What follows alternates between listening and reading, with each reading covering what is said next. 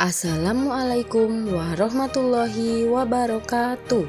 Perkenalkan, nama saya Irma Susianti Ningsih, calon guru penggerak Angkatan 11 Kabupaten Banyumas, Jawa Tengah. Di video kali ini saya akan melakukan aksi nyata modul 1.4 diseminasi budaya positif di TK Mutiara Bunda Kalibagor. TK Mutiara Bunda Kalibagor terletak di Perumahan Bukit Kalibagor Indah, Blok G3 nomor 11. TK Mutiara Bunda adalah TK swasta di bawah naungan Yayasan Nala Mahardika.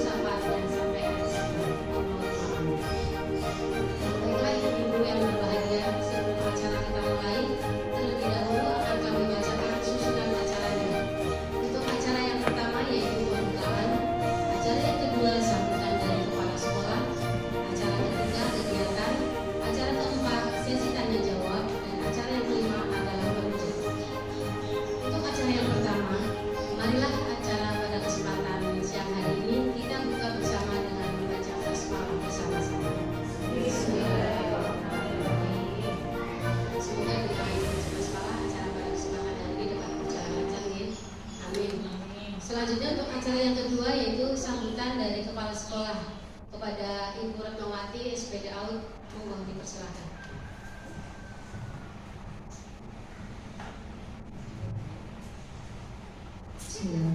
Assalamualaikum warahmatullahi wabarakatuh. Waalaikumsalam warahmatullahi wabarakatuh.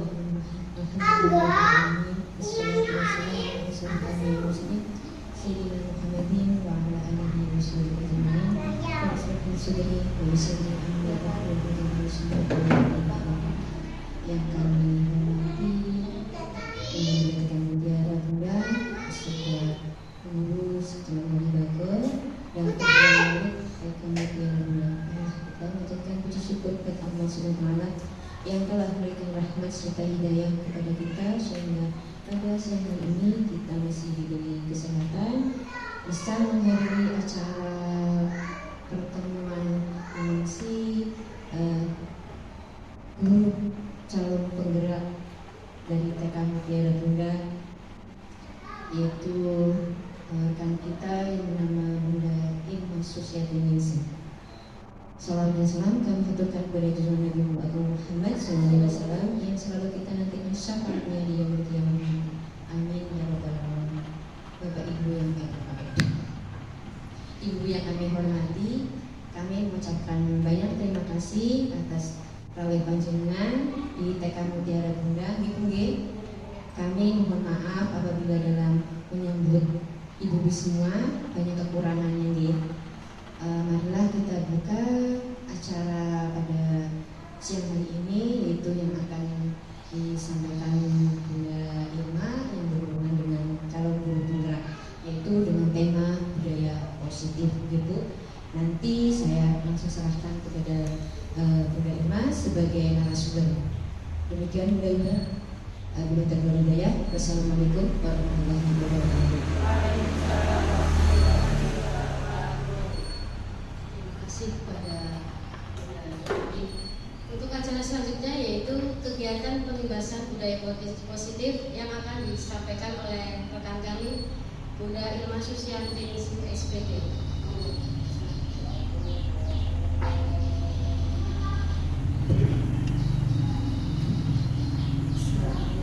Assalamualaikum warahmatullahi wabarakatuh.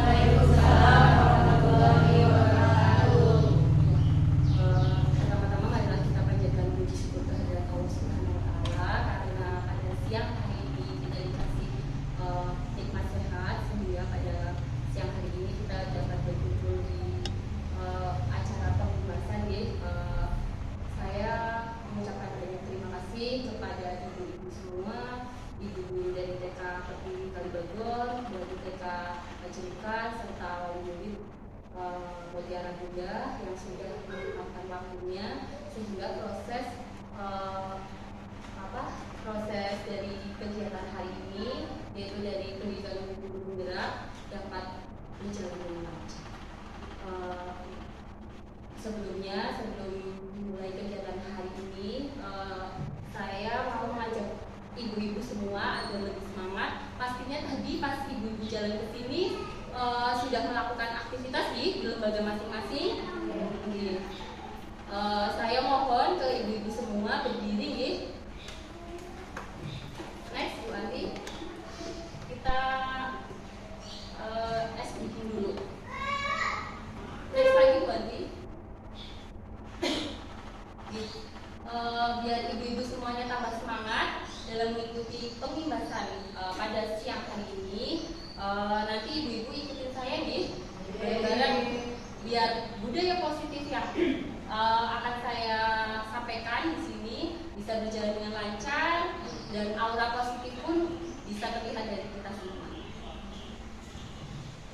Baik, ibu-ibu ikutin saya. Kalau ketika saya bilang dikasih gue, ikutin deh. Dikasih gue, dikasih gue, kasih o, kasih gue, wow keren, wow keren, wow keren, wow keren. Ulangi deh, dikasih gue, kasih o, kasih gue, wow keren, wow keren. Bareng-bareng. Dikasih gue, kasih o, kasih gue, wow keren, wow keren. Baik Bapak Ibu, terima kasih. Baik, untuk acara selanjutnya, sebelum kita mulai sesi pemaparan pengimbasan disiplin positif, saya akan membuat kesepakatan forum diseminasi. Kesepakatan ini nanti kita gunakan untuk biar acara hari ini itu bisa berjalan lancar. Di sini saya punya kalimat pematik di Bapak dan Ibu. Di sini saya aja ada menjadi pendengar yang baik. Ini adalah salah satu kata positif nih. Nanti Bapak Ibu saya bagikan lembar kertas nih Bapak dan Ibu.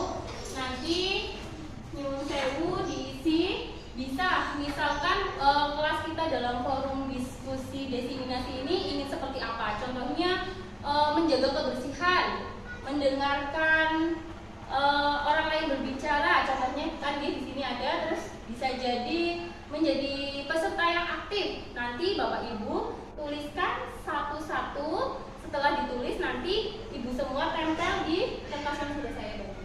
Bisa Bapak? Bisa ibu-ibu semuanya? Bisa. Oke, baik. Saya bagikan satu-satu. Boleh bebas apa saja. Biar kelas kita mungkin tambah jadi semangat, jadi tidak ngantuk.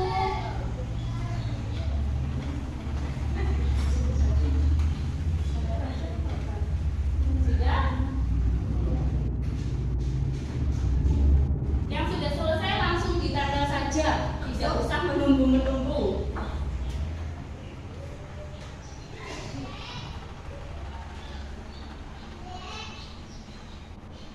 Bisa kalimatnya itu yang kalimat positif, tidak boleh diadukannya dengan kata jangan. Monggo Bapak dan Ibu. Udah mau beli semangka. Iya, sama ayah silakan. Nggak ada ayah. Baik, Bu Arum.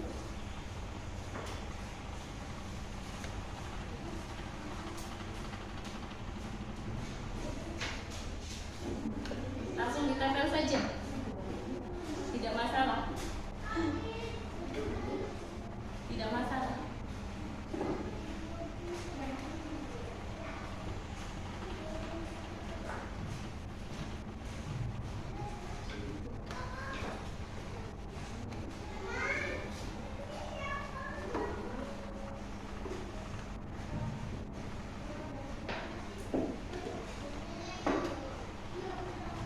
baik bapak, baik ibu-ibu semuanya, mohon maaf di sini ibu-ibu semuanya nih, tidak ada bapaknya. Oke, saya bacakan kesepakatan forum diseminasi pada siang hari ini. Yang pertama itu ada diam ketika orang lain berbicara. Ingin menjadi kelas yang bersih, sehat, dan indah. Yang selanjutnya ada yang menuliskan menjadi peserta yang aktif dalam tanya jawab. Terus selanjutnya menjadi peserta yang semangat untuk belajar hal baru. Keren sekali nih. Terus tetap fokus dan semangat. Coba dengarkan yang baik, menjadi pendengar yang baik.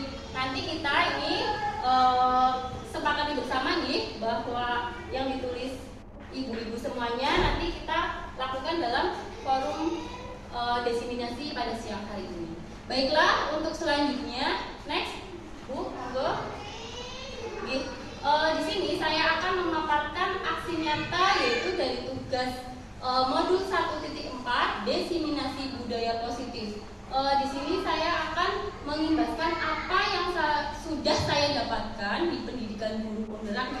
Di sini saya sudah menyelesaikan satu modul dan saya akan memaparkan budaya positif. Next. Baiklah, dimulai nih.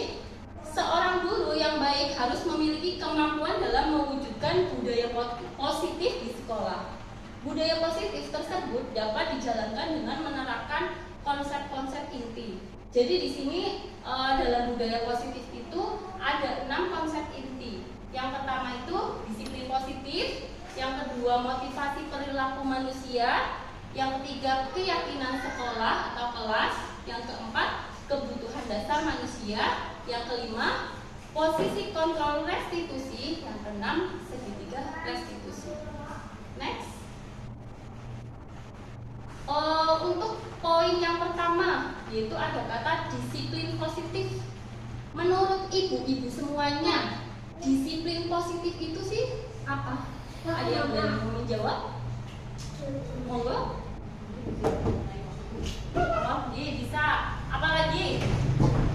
Apalagi ada yang tahu disiplin positif itu satu betul sekali mengenai disiplin waktu. Mungkin ada lagi? Oke, betul. Baiklah, kita lanjutkan nih pemaparannya biar nanti tambah paham. Next.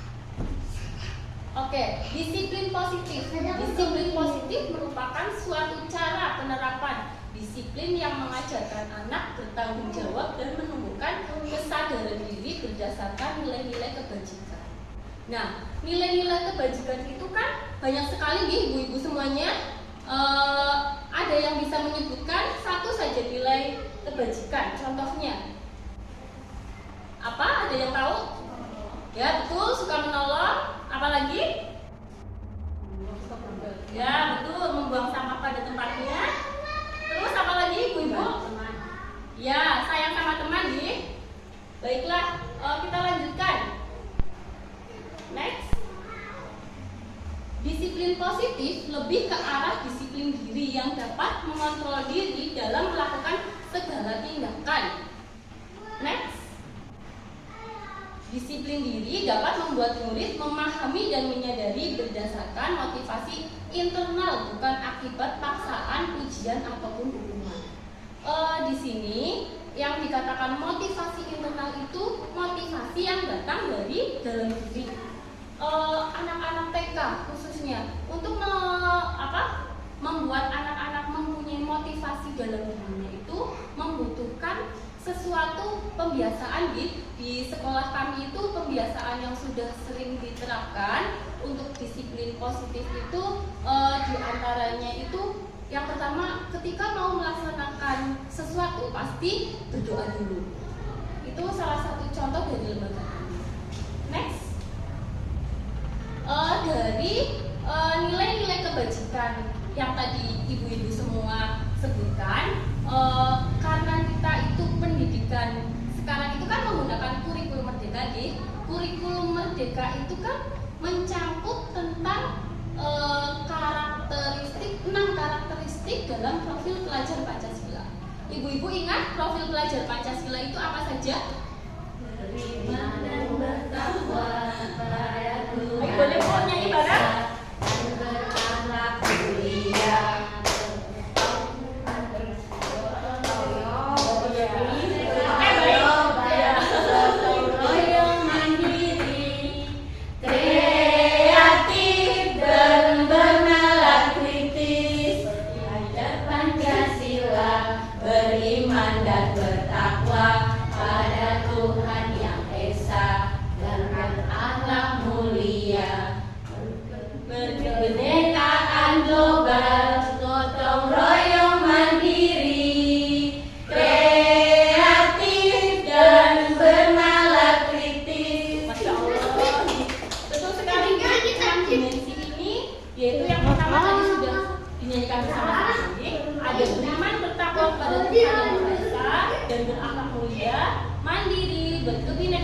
global, gotong royong, kreatif, dan bernalar. Karena kebijakan itu kan banyak sekali. Untuk itu kita kerucutkan bahwa Merdeka dalam belajar, kurikulum Merdeka itu mengacu pada profil pelajar Pancasila. Next. Untuk yang kedua dari budaya positif, yaitu konsep motivasi perilaku manusia. Menurut ibu-ibu semua, motivasi itu siapa? Apa? Motivasi berarti apa? Ya, betul sekali. Motivasi itu adalah sebuah dorongan. Untuk di sini ada motivasi perilaku manusia. Next, Bu Adi. Motivasi perilaku manusia itu ada 3 nih. Yang pertama itu tadi kan menurut ibu-ibu motivasi itu kan dorongan. Berarti di sini itu seseorang melakukan sesuatu itu mempunyai dorongan dari dalam diri. Contohnya seperti saya sendiri nih, saya berangkat ke sekolah itu pastinya ada motivasi dari dalam diri saya. Entah itu untuk yang menghindari ketidaknyamanan atau hukuman, atau untuk mendapat pujian dari orang lain, atau memang mungkin dari dalam diri saya yang tumbuh secara natural bahwa saya itu mempunyai tanggung jawab di sekolah untuk mengajar. Untuk itu saya berangkat ke sekolahnya itu lebih pagi. Contohnya seperti itu. Dan di sini ada 3 motivasi. Yang pertama itu motivasi untuk menghindari ketidaknyamanan atau hukuman. Yang kedua, untuk mendapat imbalan atau penghargaan dari orang lain. Yang ketiga, untuk menjadi orang yang mereka inginkan dan menghargai diri sendiri dengan nilai-nilai yang mereka percaya. Di sini ada 3 nih. Yang pertama berarti menurut ibu-ibu ini termasuknya yang ekstrinsik apa intrinsik? Betul sekali. Yang pertama itu dorongan dari luar nih, ekstrinsik. Yang kedua, ya betul sekali. Terus yang ketiga, ya betul sekali. Berarti ibu-ibu sudah mulai paham apa itu budaya positif. Next. Nah, untuk melakukan sebuah motivasi itu, dorongan dari dalam diri kita, kita harus melakukan sebuah keyakinan sekolah atau kelas. Ini konsep yang ketiga nih, berarti Bapak dan Ibu. Keyakinan sekolah. Apa sih itu keyakinan sekolah atau kelas? Untuk membahas lebih lanjutnya, mari bersama-sama nih. Next. Baik, keyakinan sekolah atau kelas yaitu guru berperan dalam mewujudkan terbentuknya keyakinan sekolah atau kelas dengan adanya kesepakatan antara guru dan murid. Nah, di sini kesepakatan yang kita buat di dalam kelas dapat dilakukan sebelum kita melakukan pembelajaran. Bahwa sebelum kita memulai pembelajaran, kita buat kesepakatan dulu. Kelas kita itu kepingin seperti apa sih? Biar menyenangkan, biar ketika kita makan sampahnya langsung dibuang. Nanti kesepakatan kelas ini itu harus direncanakan oleh anak dan guru. Tidak boleh cuma salah satu, atau kesepakatan itu hanya dibuat oleh sekolah. Itu tidak seperti itu, tapi kesepakatan sekolah itu dibuat secara bersama-sama antara guru dan murid. Next. Keyakinan sekolah atau kelas berupa pernyataan-pernyataan universal yang mudah diingat dan dipahami dan harus diterapkan di lingkungan sekolah. Bapak Ibu tadi sebelum forum diskusi ini sudah membuat nih kesepakatan forum diskusi, ada beberapa di sini. Berarti ini harus disepakati nih bersama-sama oleh ibu-ibu semua dalam forum diskusi ini. Next. Di sini ada contoh keyakinan sekolah atau kelas.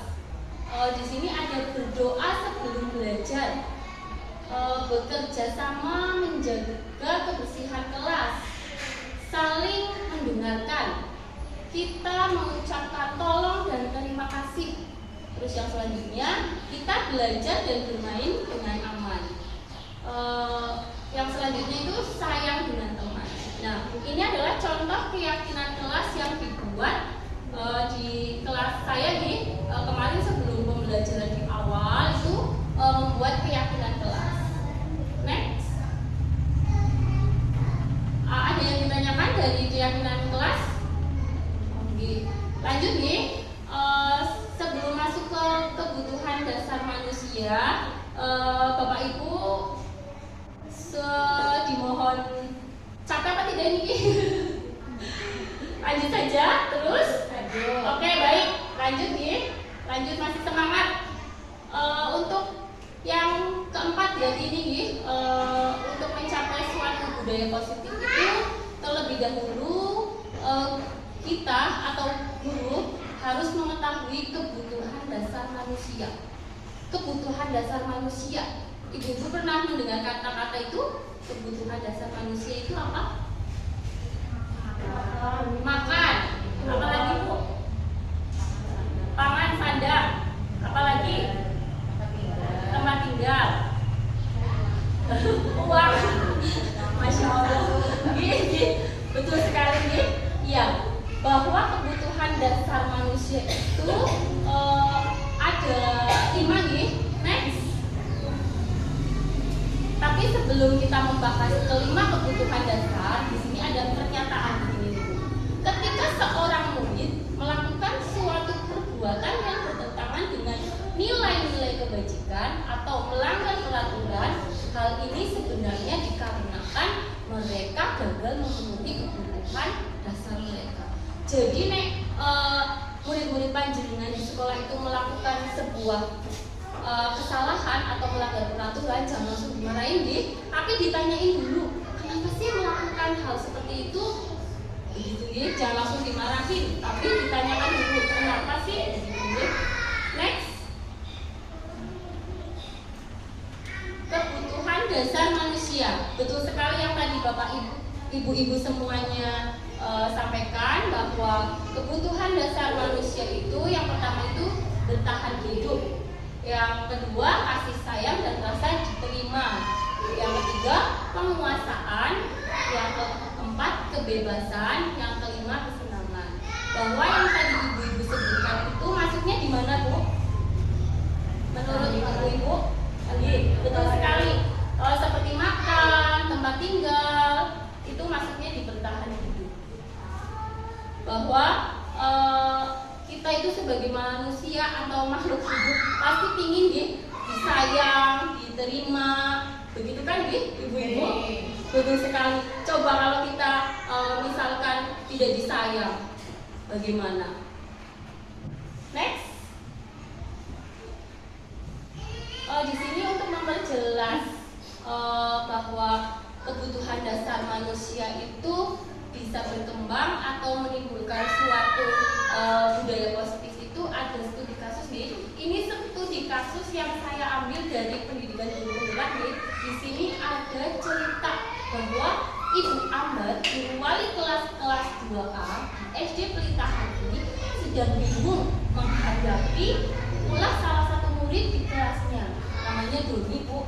Beberapa anak di kelas 2A telah datang padanya dan mengeluhkan Doni yang seringkali meminta bekal makan siang mereka dengan paksa.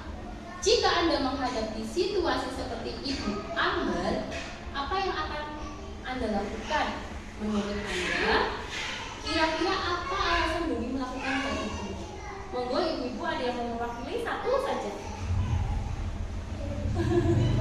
Ya, alasannya. Monggo. Mungkin Doni di rumahnya tidak dibawakan bekal makan siang. Oh, ada lagi yang mau menambahkan? Berarti itu termasuknya kebutuhan dasar yang mana, Bu? Kalau tidak dibawain bekal. Monggo, Bu, menambahkan? Mungkin Doni itu orang tuanya terlalu sibuk apa ya? Dia itu kurang perhatian dari orang tua. Berarti kalau terlalu sibuk, berarti itu kurangnya sebuah kasih sayang. Betul sekali apa yang disampaikan oleh Mama Andra dan Budia, itu betul sekali. Tapi biar kita memahami studi kasus ini, next kita lanjut. Mungkin alasan yang pertama karena ia lapar dan orang tuanya tidak membawakan bekal makan siang. Maka kebutuhan dasar yang sedang berusaha dipenuhi oleh Doni yaitu kebutuhan untuk bertahan hidup. Coba, Nek, kita bayangkan saja, Nek, anak kita berangkat sekolah itu tidak dibawakan bekal. Kira-kira di sekolah lapar apa tidak, Bu? Lapar. Nah, itu mungkin Doni melakukan sebuah kesalahan atau nilai kebajikannya tidak digunakan, itu salah satunya itu karena dia merasa lapar. Next. Untuk alasan Doni yang kedua, karena dia merasa senang temannya jadi memperhatikan dia. Ketika temannya melaporkan tindakannya kepada guru dan guru memberitahu orang tuanya, sehingga orang tuanya jadi memperhatikan dia. Betul kan, Bu? Ketika nanti gurunya kan dapat laporan nih dari murid-muridnya, Doni itu suka minta makanan begitu. Akhirnya kan nanti wali kelasnya, guru kelasnya pasti memanggil orang tuanya kan, Di. Setelah itu kan jadinya tahu orang tuanya pasti nanti menegur Doni. Dan di sisi lain itu ternyata Doni merasa ingin diperhatikan, Di, Bapak dan Ibu, dan ingin mendapat kasih sayang dan rasa diterima. Jadi kita sebagai guru untuk mendidik anak didik kita menjadi bisa menerapkan budaya positif itu, kita anggap semua siswa kita, murid-murid kita adalah anak kita. Berikan kasih sayang yang benar-benar tulus dari dalam diri kita dan merasa diterima. Contohnya diterima begini, Bu. Ketika anak melakukan sebuah kesalahan di dalam kelas, contohnya ketika pembelajaran sudah selesai, ternyata ada satu anak karena dia merasa sudah selesai mengganggu teman-teman yang lain. Kita sebagai guru itu jangan langsung memarahi, jadi aja ganggu kancane, tidak seperti itu, nggih. Tapi kita dekati, tanyakan kenapa melakukan hal tersebut, terus libatkan anak tersebut itu menjadi mentor teman sebaya. Dalam artian itu buatlah dia menjadi pemimpin untuk teman-temannya yang belum selesai, tidak untuk dibiarkan lari-lari atau mengganggu. Mungkin seperti itu. Next. Untuk alasan Doni yang ketiga, karena temannya jadi takut dengan dia dan menuruti keinginannya. Maka sebetulnya Doni sedang berusaha memenuhi kebutuhan dasarnya akan kekuasaan. Di sini maksud dari kekuasaan itu penguasaan. Kancane jadi pada wedi karena dia kan nakal nih, memaksa sih, akhirnya kan dia merasa jagoan di sekolah kan. Jadi dia merasa menguasai teman-temannya. Next. Untuk alasan Doni yang keempat, karena dia merasa bosan dengan bekal makanan yang dibawakan ibunya dari rumah. Karena ibunya selalu membawakan bekal yang sama. Oleh karena itu, dia ingin mencoba makanan teman-temannya yang beraneka ragam. Maka Doni sedang berusaha memenuhi kebutuhan akan kebebasan. Next. Untuk alasan yang kelima, Doni melakukannya karena iseng saja dan ia menikmati ekspresi wajah temannya yang kesal karena diambil makanannya dengan menurut dia ekspresi temannya itu lucu. Ketika teman-temannya marah, menurut Doni itu lucu. Jadi mungkin di sini kebutuhan dasar yang ingin dipenuhi oleh Doni apa, Bu? Iya, kesenangan. Dengan dia melihat temannya mukanya lucu, dia merasa senang. Next. Kita lanjut nih ke posisi kontrol restitusi. Ibu-ibu mungkin asing nih dengan kata-kata posisi kontrol restitusi. Baik, kita bersama-sama nih. Next. 5 posisi kontrol restitusi. Itu yang pertama itu guru sebagai penghukum. Yang kedua, guru sebagai pembuat merasa bersalah. Yang ketiga, guru sebagai teman. Yang keempat, guru sebagai pemantau. Yang kelima, guru sebagai manajer. Baik,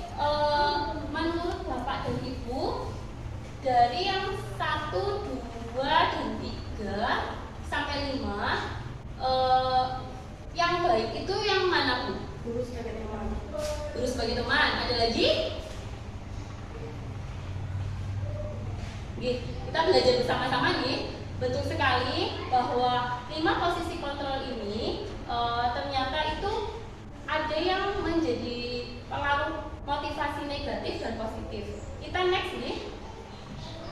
Di sini nih. Motivasi eksternal itu yang termasuk motivasi eksternal itu penghukum, pembuat orang merasa bersalah, terus teman dan pemantau. Itu masuknya ke motivasi eksternal. Bahwa motivasi eksternal itu mempunyai identitas gagal atau perilaku kontrol negatif. Ketika guru melakukan sebuah penghukuman atau membuat orang merasa bersalah, itu menjadi perilaku kontrol negatif. Terus yang selanjutnya itu ada motivasi intrinsik. Motivasi intrinsik itu identitas sukses.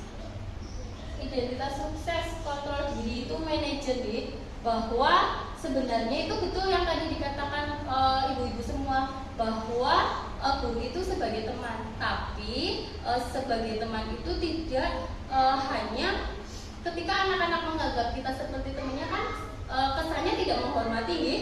Maksudnya dalam artian ketika anak sudah dekat sekali dengan kita, bisa tiba-tiba anak mencubit pipi kita sebagai gurunya. Nah, yang lebih baik dari 5 posisi kontrol ini, guru sebaiknya sebagai seorang manajer.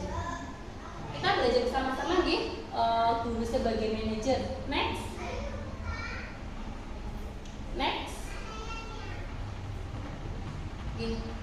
Posisi kontrol restitusi di antara kelima posisi kontrol tersebut sebaiknya tadi sudah saya sampaikan nih, bahwa posisi kontrol yang sebaiknya kita lakukan adalah posisi kontrol sebagai manajer.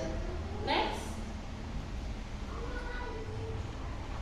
Sebagai manajer, guru dapat membuat sesuatu bersama murid, mempersilahkan murid bertanggung jawab dan mendukung murid agar dapat menemukan solusi. Next. Selain itu, posisi manajer mengacu pada restitusi yang dapat menjadikan murid sebagai manajer bagi dirinya sendiri, sehingga dapat tercipta identitas positif pada diri murid. Next. Selanjutnya, segitiga restitusi itu dipakai oleh guru untuk membuat suatu masalah di dalam kelas atau di sekolahan kita. Next. Dengan segitiga restitusi itu ada 3 tahapan nih Bapak Ibu semuanya, bahwa yang pertama itu menstabilkan identitas, yang kedua validasi tindakan yang salah, terus yang ketiga menanyakan keyakinan. Next. Kita bahas satu-satu nih Bapak dan Ibu. Menstabilkan identitas. Menstabilkan identitas itu dilakukan berdasarkan prinsip bahwa membuat kesalahan adalah bagian dari proses pembelajaran yang nantinya akan menggeser identitas gagal ke arah identitas sukses. Next. Ciri-ciri menstabilkan identitas, pertanyaan atau percakapan dialog yang kita lakukan biasanya menggunakan kalimat seperti berbuat salah itu hal yang manusiawi. Terus yang selanjutnya, tidak ada manusia yang sempurna. Kita pasti bisa menyelesaikan permasalahan ini. Bapak atau ibu tidak tertarik untuk mencari tahu siapa yang salah, tapi bapak atau ibu lebih tertarik untuk menyelesaikan masalah. Terus yang selanjutnya, kalau kamu menyalahkan dirimu sendiri terus menerus, apakah kamu bersikap baik pada dirimu sendiri? Itu contoh dialog yang bisa bapak ibu nanti terapkan di lembaga masing-masing. Next. Selanjutnya, validasi tindakan yang salah. Validasi tindakan yang salah dilakukan berdasarkan prinsip bahwa setiap perilaku berupaya memenuhi suatu kebutuhan tertentu, sehingga guru atau orang tua akan bergeser dari pemikiran stimulus respon menjadi proaktif, serta akan lebih mengenali dan mengakui kebutuhan murid atau anak. Next, ciri-ciri kalimat untuk validasi tindakan yang salah. Yang pertama itu kita bisa menggunakan kalimat kamu pasti punya alasan mengapa melakukannya.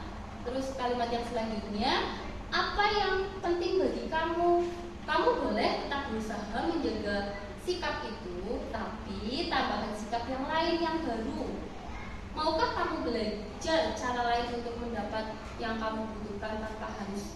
Contohnya ini di sini memukul gitu. Di Lawa kemarin di lembaga saya ada kejadian ketika anak sedang menonton video bersama-sama, ada salah satu anak mungkin gemes nopo tiba-tiba memukul dan mencubit. Tapi setelah dilakukan saya melakukan segitiga restitusi, alhamdulillah ending yang baik, mereka saling memaafkan dan berjanji akan tidak mengulangi hal tersebut diulang kembali. Next, menanyakan keyakinan dilakukan dengan memberi pertanyaan-pertanyaan bermakna kepada murid atau anak untuk memunculkan motivasi secara intrinsik sehingga mampu mengaitkan keyakinannya dengan tindakan yang salah. Menurut ibu-ibu semua nih, murid-murid panjenengan, kepinginnya itu mempunyai murid yang sadar atau murid yang penurut? Apa alasannya, Bu? Kalau sadar itu kan dengan mengenali atau dengan sendirinya dia tahu apa yang baik dan tidak. Betul sekali, bahwa murid yang mempunyai kesadaran diri untuk tidak melakukan kesalahan itu, ketika murid sadar itu dia pasti bakalan nurut gitu. Dia pasti menjadi anak yang nurut. Ketika anak sadar itu pasti menjadi anak penurut. Beda kalau anak yang penurut, kalau belum sadar, dan mungkin kalau khususnya anak TK di rumah bisa saja nurut, atau di sekolahan nurut, atau kebalikannya nanti di rumah tidak nurut. Itu kalau anak-anak TK sudah sadar dari dalam dirinya untuk melakukan sesuatu yang positif atau budaya positif itu terlahir dari dirinya sendiri, maka mereka akan teringat dan terus melakukan hal-hal yang baik. Next, ciri-ciri kalimat yang digunakan yaitu apa nilai yang kita percaya di sekolah kita. Ketika anak melakukan sebuah kesalahan atau ada permasalahan di sekolah itu, menanyakan keyakinan yang pertama kita buat itu, Ibu, ke anak-anak kita tanyakan kembali, loh kemarin kan kita sudah membuat kesepakatan kelas, kenapa hari ini kamu melanggar, apa alasannya, begitu Ibu. Kita tanyakan lagi keyakinan yang sudah dibuat bersama-sama. Selanjutnya dengan kata atau kalimat kelas ideal itu kelas yang seperti apa, atau dengan kamu ingin jadi anak seperti apa yang kamu rasakan ketika kamu melakukan itu, kamu menjadi orang seperti apa. Next, baik Bapak dan Ibu, bahwa seorang guru yang baik harus memiliki kemampuan dalam mewujudkan budaya positif di sekolah. Nah, tadi konsep-konsep inti dari budaya positif sudah kita bahas satu persatu nih Bapak dan Ibu. Ketika kita menjadi seorang guru untuk menerapkan budaya positif, yang pertama itu kita harus menerapkan disiplin positif dulu di sekolah.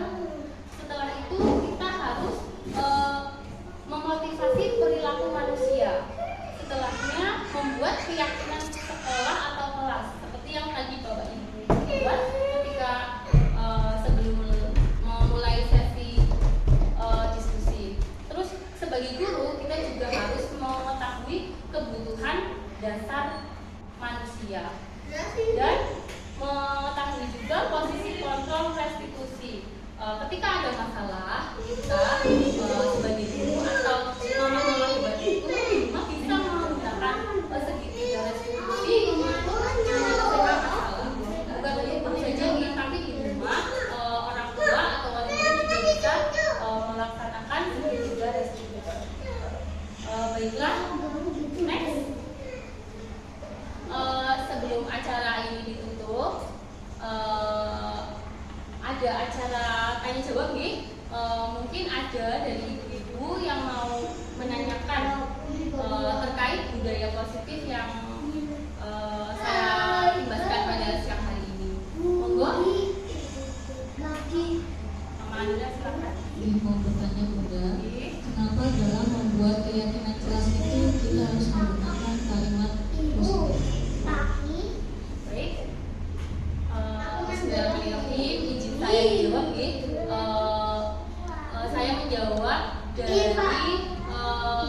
saya belajar di guru penggerak nih. Ilmu yang saya dapatkan di sini saya akan berusaha menjawab pertanyaan yang disampaikan oleh Mama Andra.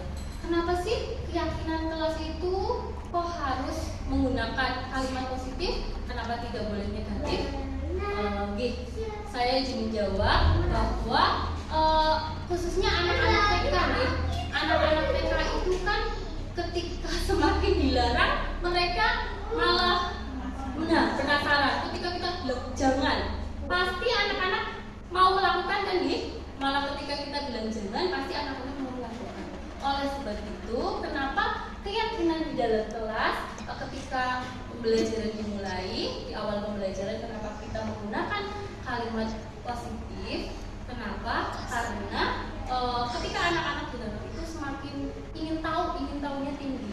Jadi jangan sekali-kali membuat peraturan di dalam kelas jangan membuang sampah sembarangan. Pasti anak-anak penasaran. Apa sih orang buang sampah di situ misalnya begitu kan? Akhirnya anak-anak belum terbiasa untuk membuang sampah pada tempatnya. Mungkin kalau di pendidikan yang lebih tinggi, khususnya di pendidikan mungkin SD, SMP atau SMA, misal gurunya membuat kalimat negatif, contohnya jangan buka website ini.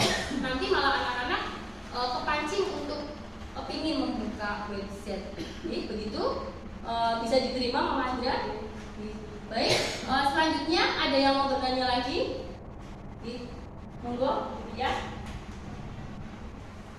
Terkait keyakinan, kenapa itu harus disepakati antara guru dan murid dalam kelas?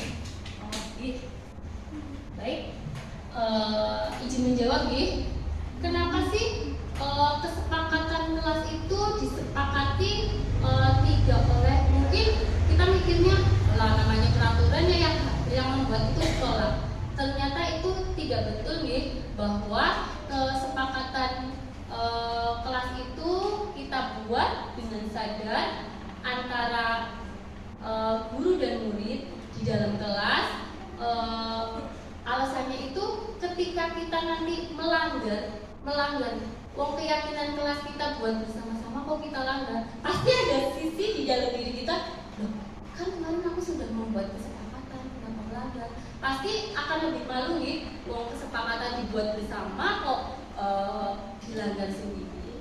Mungkin seperti itu harapan saya setelah pengimbasan di siang hari ini. Semoga ibu-ibu semua bisa menerapkan budaya positif di lembaga masing-masing, dan untuk wali murid bisa menerapkannya ketika ada permasalahan menggunakan segitiga restitusi.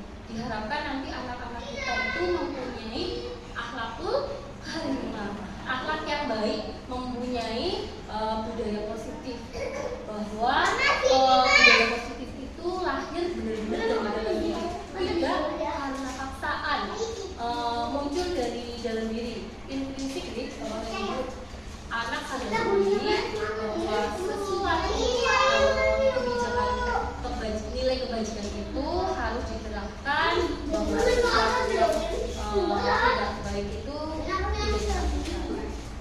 Itu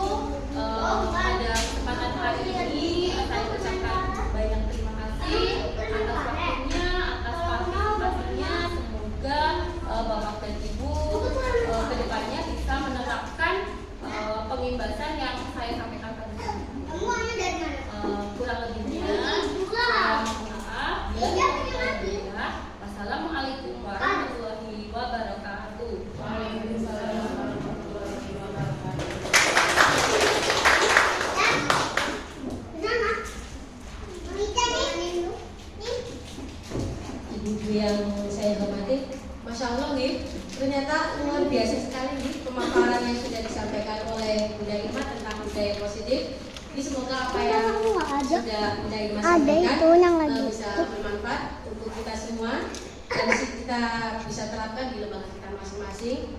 Begitu sih dengan ibu-ibu di rumah. Selanjutnya Nggak apa-apa. adalah acara pada kesempatan siang hari ini kita tunggu bersama dengan membaca hamdalah bersama-sama. Alhamdulillah. Anak-anak kepingin kelas kita seperti apa sih? Di gambar pertama nih, anak-anak sebelum mulai pembelajaran, anak-anak berdoa. Sudah dilaksanakan? Sudah. Terus sayang sama teman? Karisma? Sudah dilakukan sayang sama teman? Sudah. Terus ada gambar apa lagi? Menjaga kebersihan kelas. Iya, berarti anak-anak mau sampai di mana? Kita laksanakan terus nih. Ketika anak-anak berbuat salah, harus menjadi apa? Meminta maaf. Mbak Adi, meminta maaf ya teman-teman. Sudah dilakukan? Iya. Di dalam surat kita itu nanti menggunakan keyakinan kelas ini ya. Siap? Ya, di sini kita punya gambarnya ini. Nanti anak-anak pilih ya. Contohnya nih, Kalena suka gambar yang sayang sama teman. Nanti Kalena buka, ini ada webnya dibuka. Nanti dilihat di sini. Bisa, sayang sama. Bisa. Terus nanti tuh anak-anak ada yang salah lagi. Kalau berbuat salah itu meminta maaf. Bisa anak-anak? Bisa. Bisa? Oke, baiklah. Ambilnya. Antri ya, satu-satu. Boleh berebut atau tidak? Tidak boleh. Mulai juga. Kita mulai dari Mbak Sena ya. Anak soleh. Anak soleha. Oke, baiklah. Baik, sudah siap? Sudah siap? Naila sudah siap? Naila sudah siap? Halo Naila, Naila sudah siap? Tadi anak-anak pentasnya ambil satu. Boleh berebut atau tidak? Sudah taruh sini biar kelihatan ya. Anak-anak jangan takut. Dan minta tolong saya ambil dari Mbak Sena, Bapak dan Sena. Jelaskan yang sudah ambil tempel, terus nanti duduk-duduk. Bisa? Oke, baiklah. Ditempel Mbak, silakan. Itu sudah ada lemnya. Siap-siap dulu. Ya, nih. Ayo yang lain, tempel. Yang lain ambil Esa. Ayo. Ya, silakan kalau lihat. Di sini cuma kalian lihat nih. Di sebelah kanan sebelah kanan itu. Ya, kira-kira. Ayo, atas. Baiklah. Oke, baik. Boleh pilih anak-anak. Layarnya antri ya, antri.